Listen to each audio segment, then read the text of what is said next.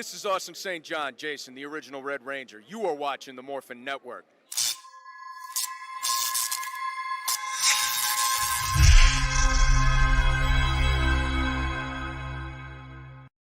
This Morphin Network video is sponsored by Ranger Stop Convention and Ranger Stop and Pop.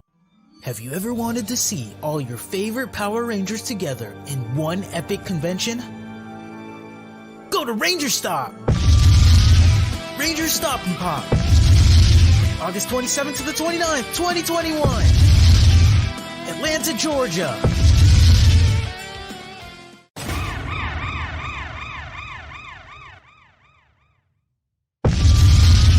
Ranger Stop 8! November 11th to the 14th! Orlando, Florida! Get your tickets now!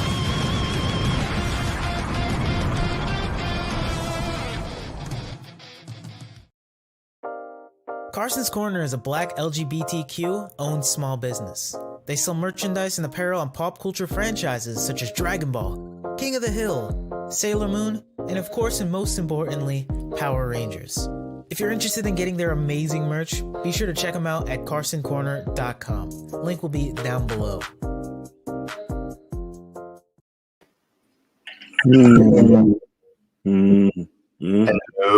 Hello everybody. I'm your beloved Count Red Star. Have you been watching? You saw the previews for Hotel Transylvania, didn't you? Sort of. Mm-hmm. But anyways, hello everyone. Welcome to another exciting episode of Sentai Hero Special. And due to last week, I couldn't make an appearance because I just want to let you all the fans, the Sentai Hero Special fans, know that I was suffering food poisoning and I couldn't make an appearance last week. But this week I can do this, but I still have a little bit of mild of food poisoning because, you know, I thought I was doing fine, but then I just ate something and I can't believe it betrayed me again. So this is a message to anyone, to all the fans, Sentai Hero Special out there. Be careful what you eat. And I highly suggest for this time being during the pandemic, just cook at home. But if you want to go out and eat, know the place for sure that they cook well. And just leave it undercooked, or you'll suffer the same fate as me. Okay? Yes. So we weren't there was some weird issues going on last week. Something about Sentai specials won't be people in America won't be able to see them very much longer. But I'm not sure what the deal is. But we were able to pull up these two episodes. So who knows? Maybe it's fake news or something. But anyway, we are reviewing episodes 11 and 12 of Kikai Sentai Zenkaiger. And these were some pretty interesting pair of episodes. But before we get into all that, and he just gave us a riveting story about food poisoning. Any other opening comments, Red Star? Well, I am gonna check out that new movie, Cruella, that is coming out this on Disney Plus, and I just got an email saying that my two Kaiser, the Gear Delinger, when the home, it's on its way. So the Gear Delinger and the Gear Tlinger is gonna be what I own, and it's gonna be fun. And what about you? Not much. I'm interested in that new Cruella de Vil movie as well. Ryan, fun fact, Ryan says that this is supposed to be a story that retells of the cartoon Cruella, but I was like, in the original movie, they never say that Cruella de Vil is a fashion designer.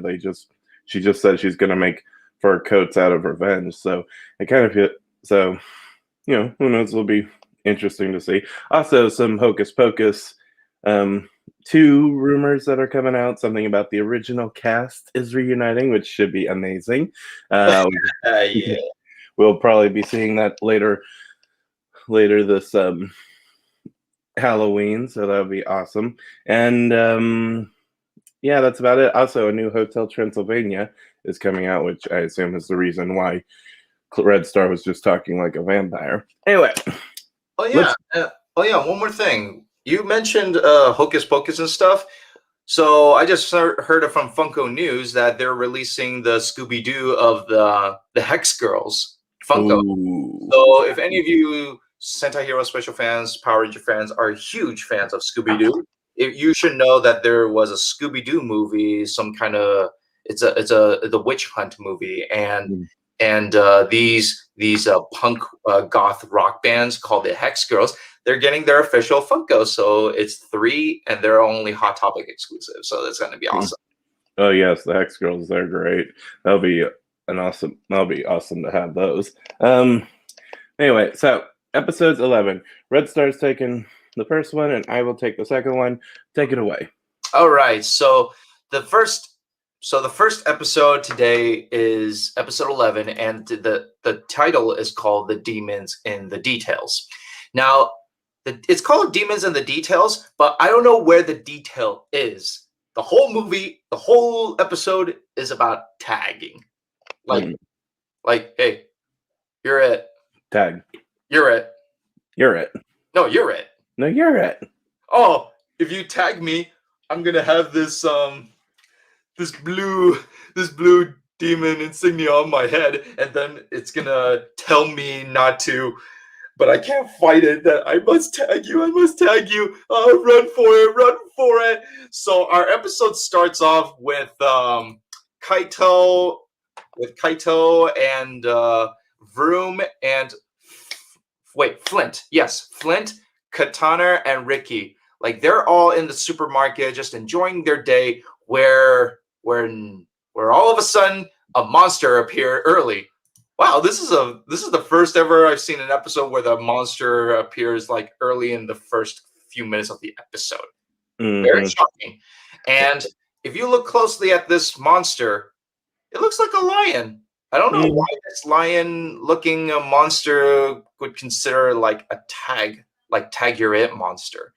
But you just go with the flow. So the whole thing started when this lion monster starts tagging people in the market area, and but Katana and Ricky, when they're all just fighting over like, oh, I want sweet bun, I want that bun, like they're fighting over like a pastry, for goodness sake. Like what determines a good pastry or what? You could just get both. Plus they're pirates. If they're pirates, they're profitable. They make money. They take money. They pillage. They plunder. They can just pay off all those pastries or whatever they like. Or stealing. Yep. No, not stealing. Remember, Kaito already beat 2 Kaiser in a contest that, oh, if I beat you, you will never pillage and plunder this world. You will be honest on Earth, and you'll pay what it's due. So, right. Yeah. So, when this tag monster like put that tag spell on Katana and Ricky, they're now trapped in that tagging motivation. So the whole marketplace is starting being infected with people getting tagged.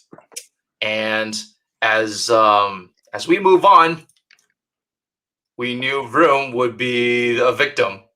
And if you look at the symbol on his forehead, if you're tagged, you have that symbol on your forehead.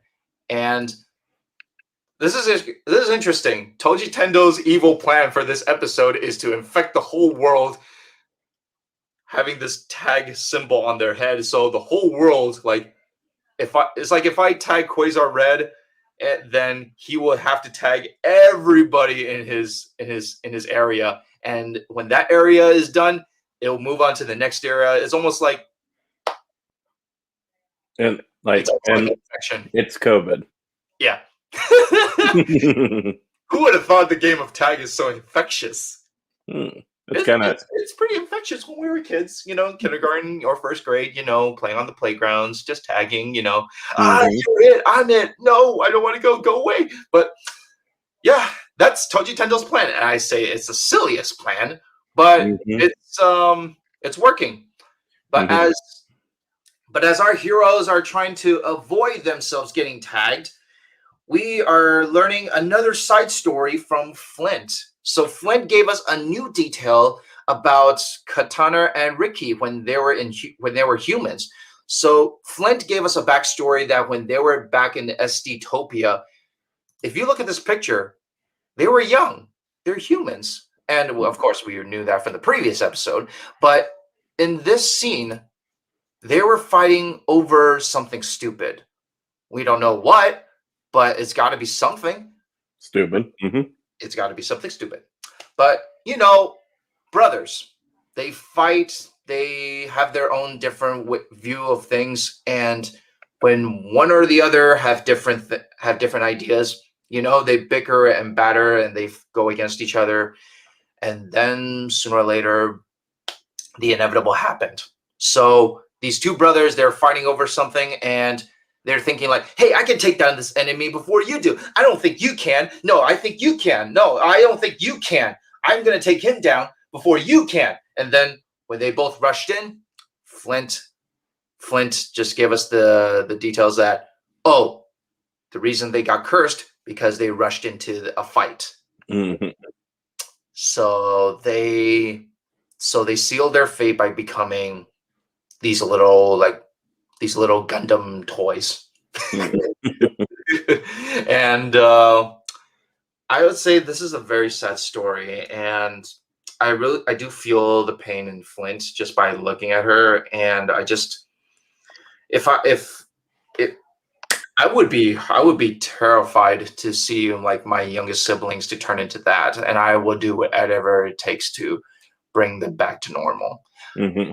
But after that, we move on as Toji Tendo Lord Bakuwa's thinking that this plan is sort of ridiculous, and he wants the tag world and Parashitara to go out there and infect more people. He was like, oh no, Lord Bakuwa, of course, I will tag more people. Okay, I'm gonna tag more people. So who should I infect today? Tag, you're it. No, go tag. No, go tag. I'm like, if you already tagged someone, why don't you just let the people do their thing? It's just gonna spread pretty quickly. But he wants to infect the whole world full of tag. Like he wants to pick up the pace and speed up the infection. Okay, go for it. But as our heroes, like, I forgot to mention, we already have Vroom who is tagged. We already got Gaon who is tagged, Jiren, and Majin. The only person who is not tagged is Kaito. So bravo to Kaito, because maybe during his childhood he already had the experience of playing the game tag. Yeah, So, I think they said that. Huh? I think the episode said that. Yeah, I think that's when they're in the hideout. Mm-hmm. Yeah, but in this next photo, here's another highlight: the Ghost Sagers. Mm-hmm. So Kaito already pulled out the Ghost Sagers ability boost, and what they use, and what are they known for? Oh yes, Tensel. They just activated. It looks like the Pink Ranger's wind effect, where he just summons a whirlwind that will leave the people who are tagged like in the air, so then they could just avoid tagging like innocent people. Mm-hmm. So that's a pretty cool ability. And as they are fighting, we continue on, and when the whole thing is getting bad and the fight is getting serious, Kaiser shows up and he activated Geki Ranger's Spirit Boost. And what's even interesting is Kaiser just gave us the weak point to Tag World. When he activated Geki's special boost, he just delivered a striking blow on the forehead, which is the symbol on Vroom's head. He just delivered a blow on that symbol, and when he hit it, look at it. We have Katana and Katana and Ricky, they're both lifted from the spell, and everybody who is infected with that tag symbol is already like lifted that curse. All because of Two Kaiser knowing that one weakness. Oh, and during the fight, this is okay. This is very confusing, don't you think so? What? Look at this. Mm-hmm. So Flint knows how to like create these gears, and she stole those ideas. It's almost the same thing that she stole like the Gokaiger's like costume designs to design Two Kaiser's costume, and now she's taking the ideas from the gears just to create the gears for Two Kaiser for her brother. So in other words, they're pirated pirates. Yep. Mm-hmm. Pirated. All those things are pirated, and this also proves that Flint is the tech genius of the crew. So that's pretty cool. That's pretty cool. Yes. And also, another surprising reference. Two Kaiser summoned Hurricaneger's Shurikenger. So Shurikenger is the sixth member of the Hurricanegers. And sorry, my throat, and I'm trying to bear this food poison.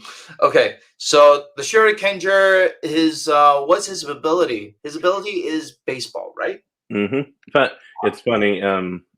His I think his finisher, with the little spear, that was actually made into Cam's Morpher and Ninja Storm. So it's kind of funny how, you like the baseball theme is not really that noticeable unless it's pointed out, like in. So it's kind of funny how they took like his baseball weapon and made it the Morpher and Power Rangers. So, but yeah, he had the ability to send hurls of flying balls at his enemies. Flying baseballs. Baseballs, yes. Yep. And when Two Kaiser and the Zenkaigers deliver their final attack on Tag World, he became a giant monster, and not just a giant monster. There are two Kudatests, two Kudatest giant monsters, and this is interesting because I don't think this is a Megazord fight at all. This is a Megazord tag. And the game is that if you're tagged, you have a certain amount of seconds to tag someone else. And when that time runs out, you'll explode. And this is an interesting Megazord fight. And, well, not interesting. There's no exciting and no fighting scene. But this is just basically a game of tag. And they just played a game of tag where, I just tagged the second Kudatest. He explodes. But then one of the Megazords were infected with their it. Okay, why do I keep saying they're it? Like if I say they're it when they're okay, let me get back to this. When the Megazords are it, their goal is to tag the tag world, and this is interesting. Katana and Ricky, they have their own like vehicles that they can drive. Like, one is in the air, one is on the ground, and I think both of them has a simple reference to like the Shinkengers and Orangers. Yep. Orangers when they're using the vehicles, and when Katana and Ricky are it turns out the Megas Gaon and Jiren, they're just distracting Tag World, so then Katana and Ricky could sneak up behind him and tag him, and that is how we defeated Tag World. And he left the episode by saying, "Don't hate the player, hate the game," or something. Don't hate the game, hate the players. That's a wonderful reference that we keep using all the time if we're ever in Call of Duty Warzone. Don't hate the game, hate the players. Yes. So that was episode 11, and how do you rank it? Oh, I am almost done. One more thing. Oh, great. So, in this episode, we were left off with a mysterious ending. What is this? And what is Ijiru planning? It looks like a giant Megazord, and I have no clue what it is. So, what is Ijiru planning? And what is Toji Tendo is going to do with this new plan on the next episode of Zenkaigers? I will tell you momentarily. So, so So that, my review, right? yeah, and so rating and score. Okay. This is just a basic tag episode, so I would give it a 7 out of 10. Not much to leading to a story, but it's just a fun gag. So I give it a 7 out of 10, and I think it's a fun episode, but I don't think that this episode actually leads up to what is next to the storyline. So have fun, but I did know a little detail about Flint's twin brothers, Katana and Ricky, in their human forms. So that's the only good part. It would have been a 6 if they did not add that. So yeah. Do Sentai episodes normally have tag episodes? Okay. So this episode, yeah, it was very, very silly. Like the tag thing. It reminded me of when Granchula did the red light, green light one last season in Kira Major. But I did like the insight on the Flint gives on the brothers, and I'm liking their characters. I think they seem like they when the Gokaigers started, they were very hardcore. We're not doing this to help anyone. We're doing this for ourselves, and they're out. But then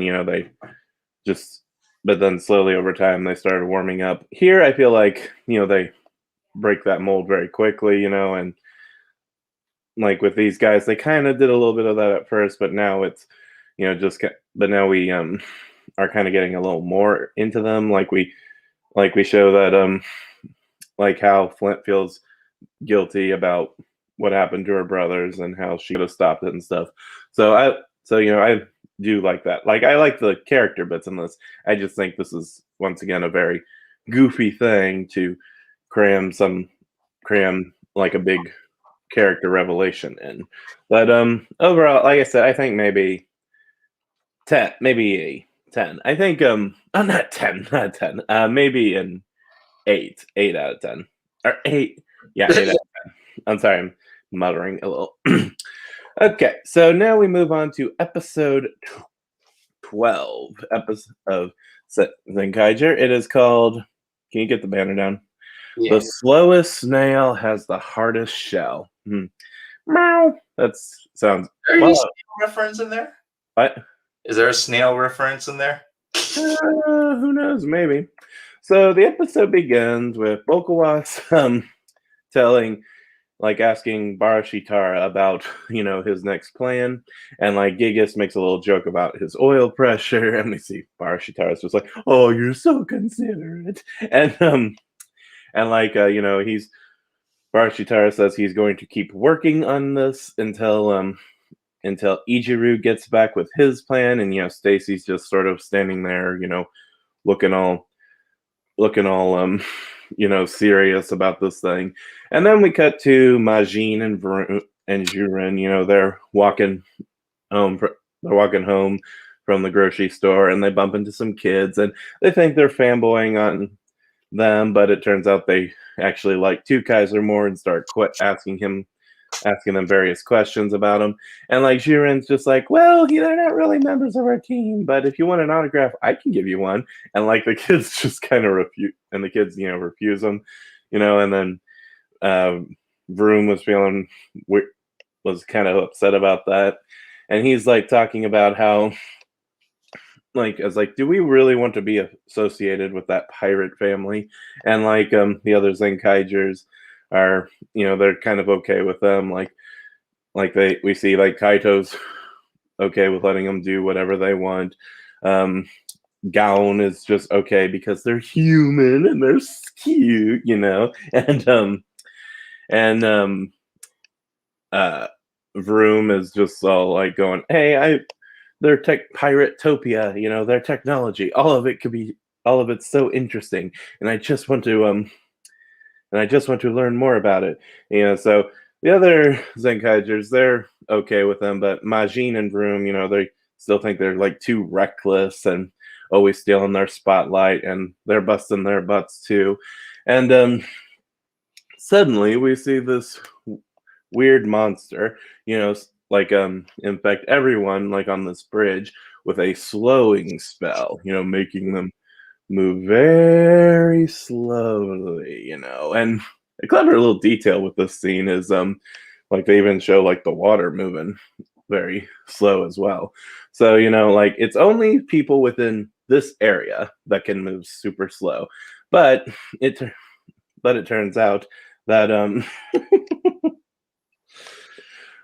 and this is caused by a snail monster from Snailtopia, from Snail World, pretty much. Got a little, but he has a little advantage. He can actually move normal, but and he's able to like overwhelm Majin and Vroom, and then but then Vok shows up, and is like getting ready to fight, but we see that even his fire, like even weapons won't work on this monster inside the slow zone, and he gets stuck too, and he manages, and the snail monster manages to overwhelm him as well and beat him up and make him demorph. And so now, and then Kaito, Vroom, and Gown show up, and before they could do anything, Flint's just like stop, before they could she stops them from entering the slow zone, and so everyone else decides to regroup back at the candy shop, and they're trying to come up with a new plan that could help the others, and we have a nice little scene with Grandma and the two brothers, talking, and then suddenly she's also making pancakes for everyone, and Flint gets an idea, and she realizes that the only people that are affected are inside this certain area. So maybe if they, but then they realize there's another problem. If even if they manage to get out of it, the snail monster can still make other slow areas. So no matter what, they're kind of always there's no point in getting out of the slow area if the guy's just going to make another one. So they come up with a little plan, and then we cut back to the bridge, and Vok is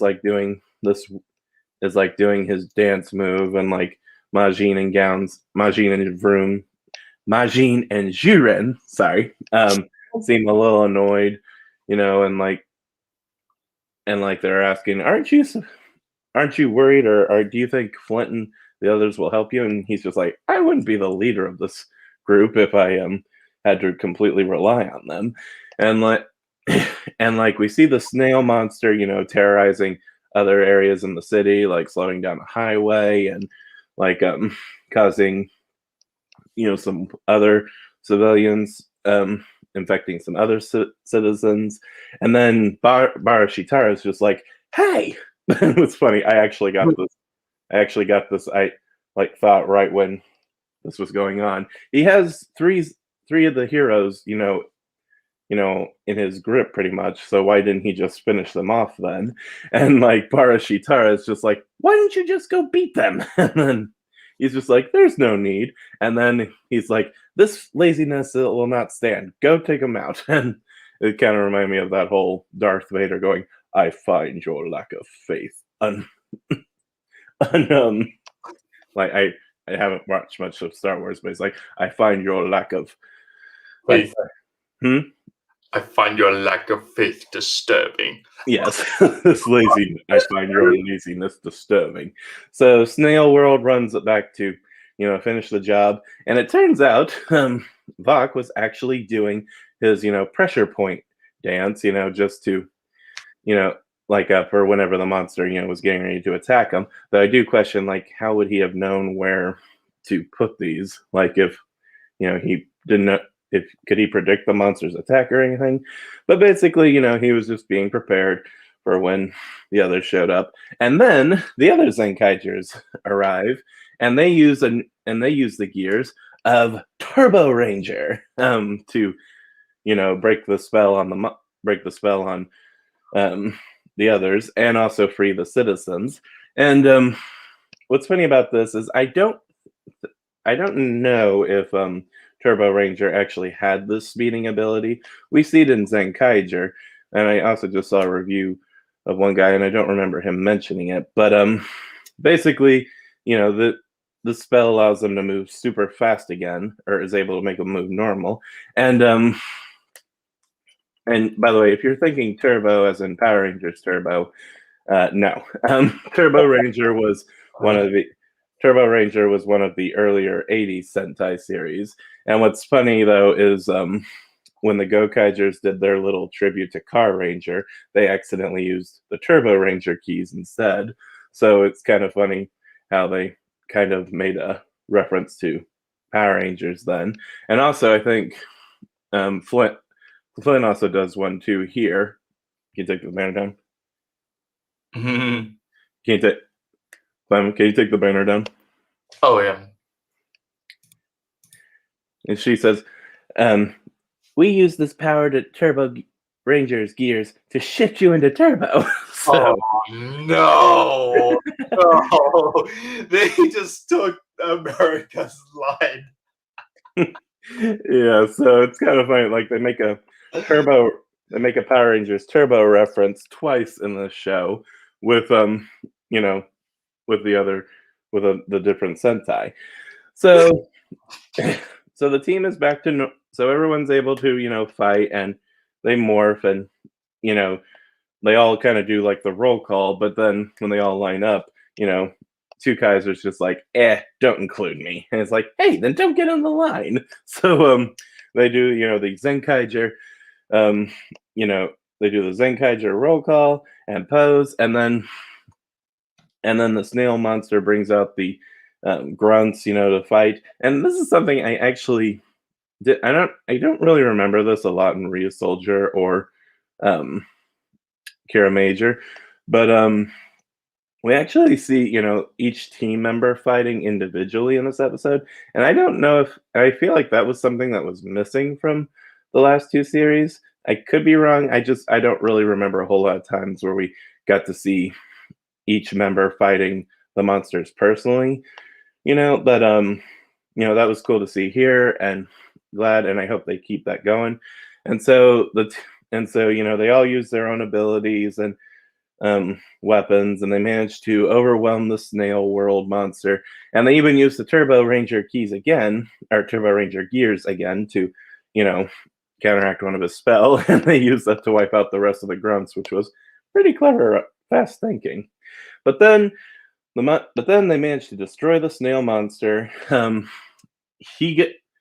They summon another giant robot, and he turns the whole city into the snail-looking world, or Dr. Seuss thing, because the snail details don't really look that clear. And they Vroom or Jurin and Gown, like they go giant size, and they try and fight the monster, but it turns out his shells are really hard and is able to break Jurin's saber and Gown's claws, and so the team's getting overwhelmed, and and then Kitana and Ricky decide, hey, we want to do more, Matt. We want to do more. We want to cause more trouble with our older brother, and so they had Flint do a little, do a little adjustment. They made some adjustments on their ship, and now it's able to form this thing. Ooh. Mm-hmm. This is yes. I apologize, I missed the name, but this is like the Shinkanger version of this Zord, and it looks freaking sweet. Like I think so far these are probably some of the these are definitely some of the better designs. Like I liked the mechas that Juren, Gown, Vroom, and Majin form, but I think there's something about the way this thing looks that makes it look particularly sweet. And like he manages to he starts fighting the snail world, and like they manage to start overwhelming it, but then we finally learn Ijiru's little evil secret plan. He created this thing. It is called Battle Caesar Robo, which is, based off of Battle Fever Robo from Battle Fever. And so this is, Stacy's personal Zord, and it looks and it looks really sweet. Like just a cool color design, cool, like just cool color scheme and design. So it just looks really cool. And so, Stay Caesar, takes on Kaito and while Vok handles Snail World, and they manage to destroy him, and Stay Caesar decides to or Stacy decides to like Bosco, he decides to retire for the day, or just retreat for now. And so they leave. The two teams regroup back on the ground, and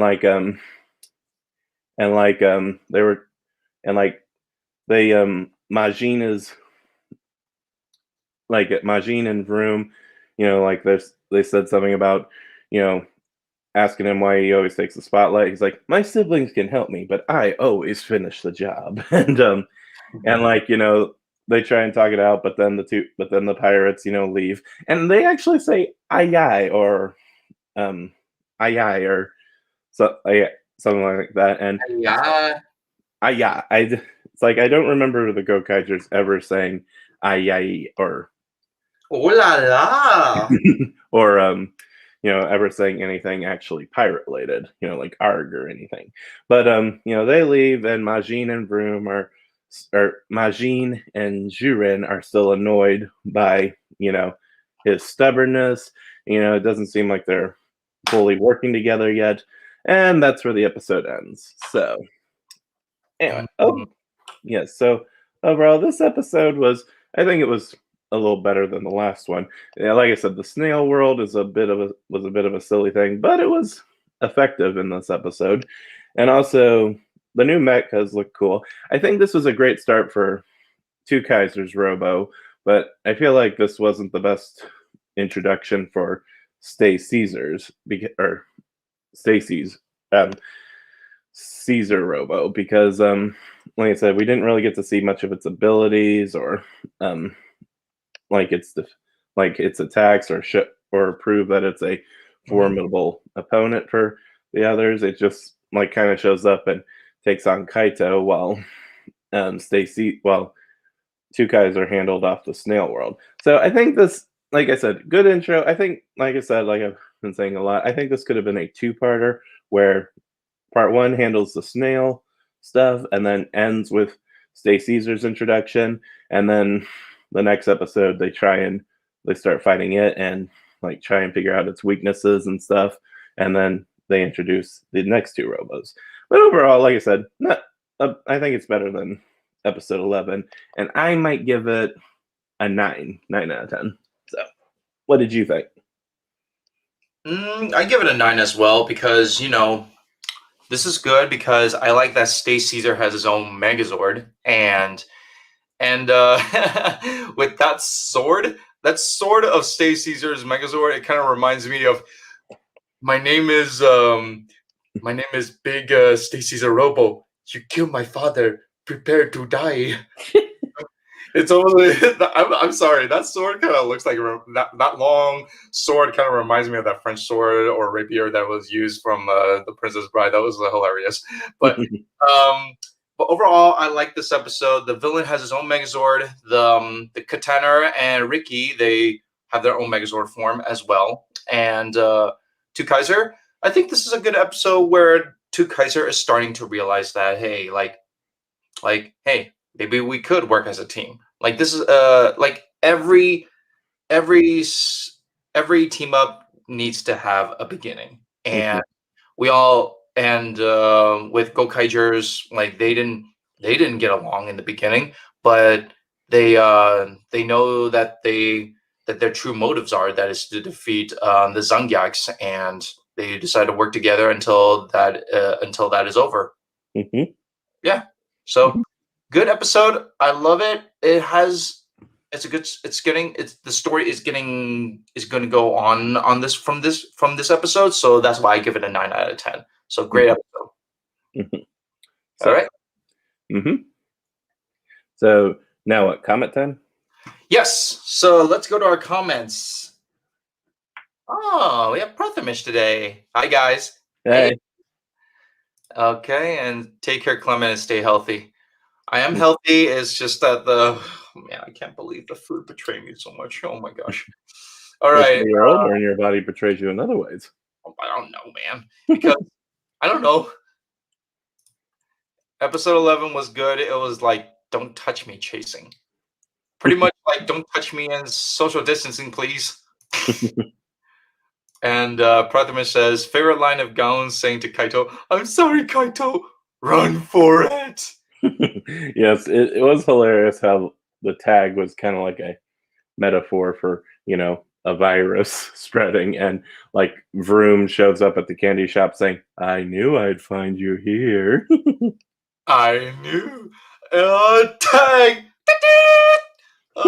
Machina. And then the grandma. Anyway. And our next and last one is if there will be Zenkaiger versus Kira major movie team partners would be Juru and Kaito, Shigeru, and Gaon. Oh yeah. Of course. I did see that trailer. Yeah. That should be an interesting team up partnership. Mm. Oh wait. Also, Flint and Mabushina and Grandma and Murio. Oh, Flint and Mabushina. Do you like? Can you imagine Mabushina teaming up with Flint? Oh, that should be interesting. And then Flint is like being a pirate and all that. Oh, by the way, I forgot to mention one other thing about episode 12. It's funny how I kind of, for some reason, there was something about Two Kaiser's introduction that made me think that the other Zenkaigers were going to take kind of a back seat, and like the story was mainly going to focus on him and his family and maybe Kaito. But it's funny how this episode kind of, I felt like, was bringing that up a little. Like, they were kind of drawing attention to that. Hopefully that's not going to be the case, but we'll just see as the story progresses. But hopefully not. How it progresses. But yeah, great stakes, new things coming on our way for Zenkaiger, and we're only in 12 episodes, man. Like this is pretty quick. Like so many things are happening in just 12 episodes, and I'd say for these things to happen, I would say that would leave to like close to the end of episode 20 mark by then. Right. We already have this like episode 12, so yeah. All right. So that is all we have today. And thank you all for tuning in today's episode. And for next week's episode, when we review episode 13 of Zenkaigers, probably like Wednesday, depends, because Quasar, I know that what you're saying schedule soon, like you're gonna find something. Nothing's permanent right now, but if you want to go back to Wednesdays, that's fine. Okay, so right now I just got employed, so thank you guys. And also the schedule can change most of the time every week. Like I get the notification by Friday. So depends. If I have time to do next week's episode, I'll let you guys know, and I'll keep you guys updated 24 hours before then. If not, then I will announce. If I'm not posting anything, then that means like this week we're not doing that show. But I am fully aware that like we can't. I don't know, Quasar. Do you think we can do like 2 episodes in one podcast, or do you feel like you feel like doing one-on-one, like 1 episode per podcast or something? If we can stick to doing it one by one. But if there's a time where we have to do 2. Then it's fine. Yeah. Well, we'll see. because the schedule can be changed and the shifts can change any moment. But yeah, so Or- thank you all. Mm-hmm. So I think we already looked at the comments. Yeah, we already done anything. Yeah. So if you guys like to find me, you can find me on Instagram. That's Celia1031, and I'm also hanging around the Morphin Network. What about you, Quaker? Brown_K as well as QR Ranger Book. All right. Now I just want to tell you all that, like, I hope everybody is still staying healthy and strong and safe. But for this certain matter, hope everybody is not suffering the same fate as me with food poisoning, like I said in the beginning, because dining out is great and all, but just be careful where you're dining out. That's all I have to say. Yes. And yeah, I am enjoying my Zenkaiger vinyl figure. It's just so cool. All right. Well, thank you all for tuning in, and we'll keep you guys posted for our next week's episode review for episode 13. And until then, I am Red Star. I'm Quasar Red. And yeah, bang! Zenkai. All right, everybody. See you all next time. All right.